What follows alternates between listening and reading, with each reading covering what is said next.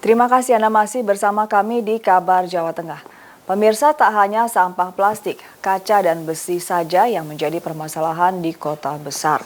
Sampah organik juga menyumbang problematika yang tidak sedikit.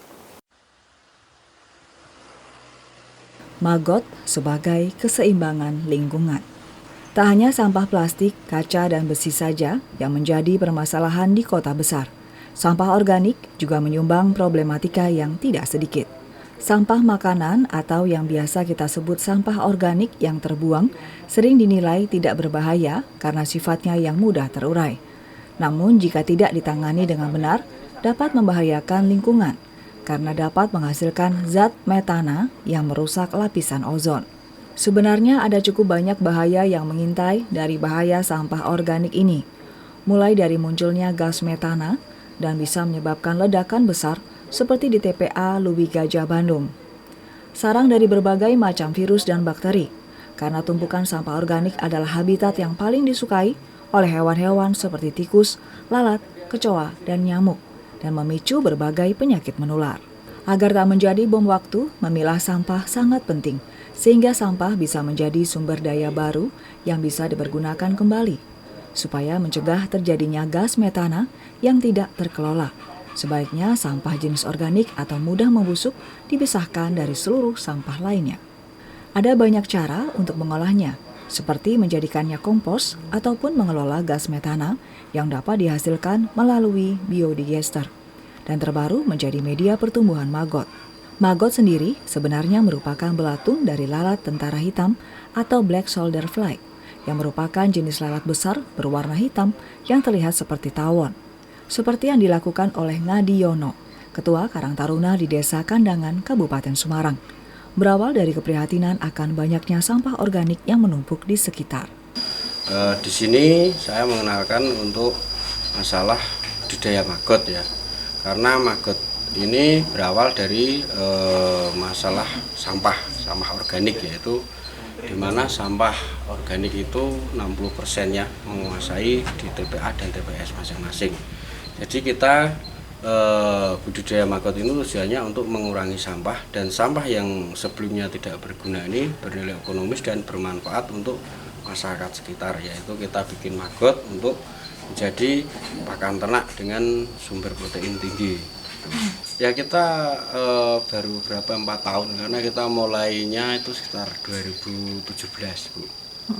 Ada ini nggak, ada kesulitan khusus nggak waktu pengelolaan maggot ini, Pak? Mulai dari kayak tadi ada bibitnya, terus kemudian yang paling penting adalah pemasarannya, seperti itu ada kesulitan khusus.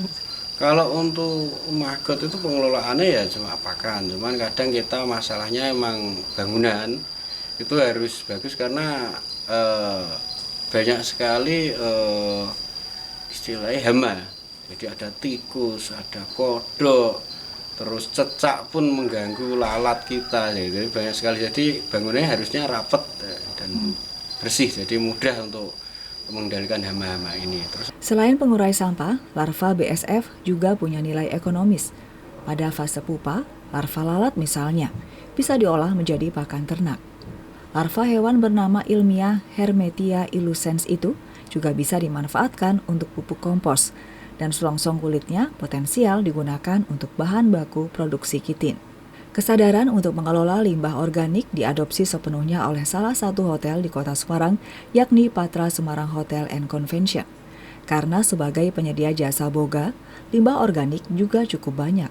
Untuk itu, pihaknya ikut ambil bagian dalam pengelolaan sampah organik dengan memberikan bantuan berupa alat penghancur sampah organik dan alat pembuat pelet.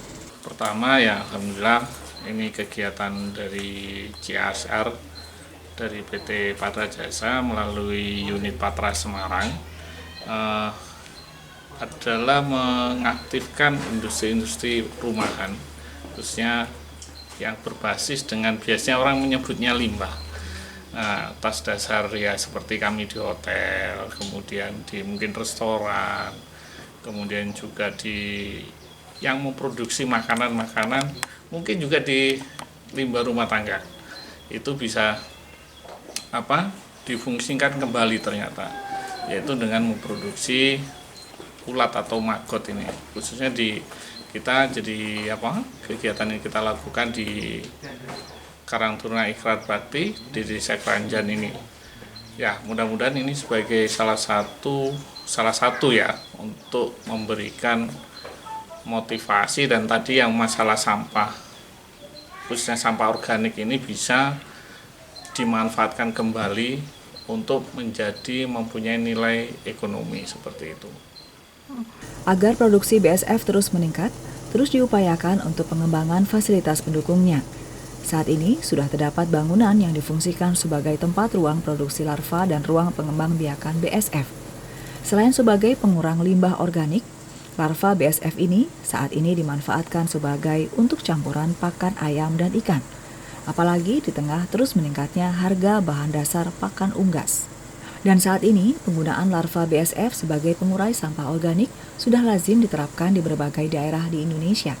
Sejumlah riset menunjukkan 1 kg larva BSF bisa menghabiskan sekitar 1 kg sampah organik per hari.